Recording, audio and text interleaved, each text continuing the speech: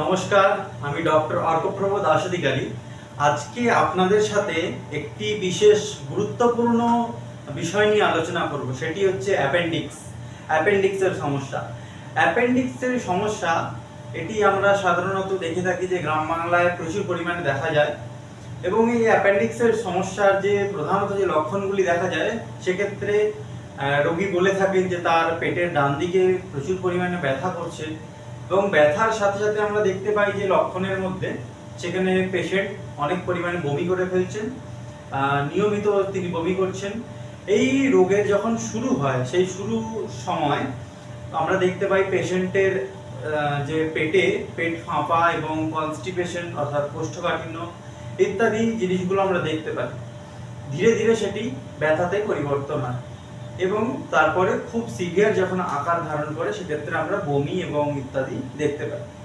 তো এক্ষেত্রে যখন তাকে ডাক্তার কোনো ডায়াগনোস করবেন, যদি তিনি খালি চোখে ডায়াগনোস করেন, সেই সময় আমরা যেটাকে ফিজিক্যাল এক্সামিনেশন বলি, সেক্ষেত্রে তার নাভি থেকে ডান দিকের যে হিপ বোনের হাড় আছে অর্থাৎ ইলিয়াক স্পাইন অব্দি একটি লাইন টানেন, এবং সেখানে ওই ইমাজিনারি লাইনের মধ্যে পেশেন্ট কিছুতেই হাত দিতে দেন না, কারণ তিনি যেহেতু ব্যথার অনুভব করেন, ওখানকার যে মাসেল আছে সেই মাসেলটি খুব বেশি পরিমাণে স্টিফনেস ধারণ করে।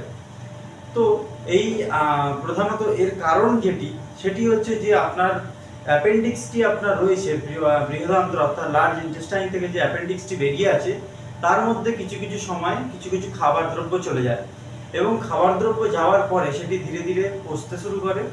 পচন হওয়ার ফলে সেক্ষেত্রে বিভিন্ন ছোট ছোট গর্ত হয়ে যায়, এবং সেক্ষেত্রে কিছু ইনফেকশিয়াস হয়ে গিয়ে, সেখানে ইনফেকশন হয়ে গিয়ে কিংবা সেপটিক হয়ে গিয়ে সেটি ধীরে ধীরে পচতে শুরু করে।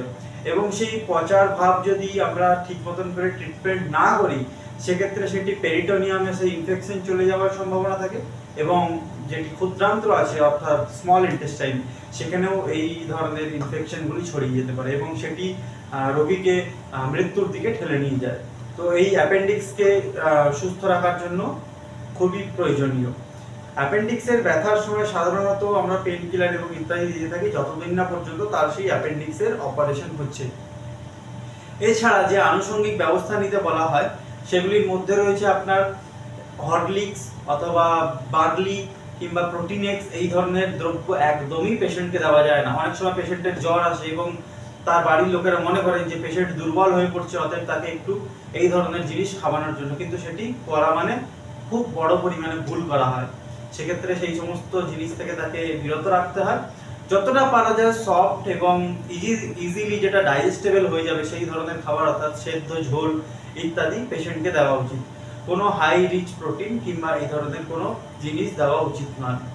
এই অ্যাপেন্ডিক্সের সমস্যা থেকে বাঁচতে গেলেও এই ধরনের খাবার ইত্যাদি খাওয়ার প্রয়োজনীয়তা আছে, এবং এটির যে যখনই এটি দেখা যায় যে প্রথম শুরু হচ্ছে, সেই সময় এর ট্রিটমেন্ট করে নেওয়া প্রচণ্ড পরিমাণে জরুরি। ভালো থাকুন, সুস্থ থাকুন। আবার পরের দিন আপনাদের কাছে অন্য মেডিকেল বিষয়ক ভিডিও নিয়ে আপনাদের সামনে তুলে ধরবো। ধন্যবাদ, নমস্কার।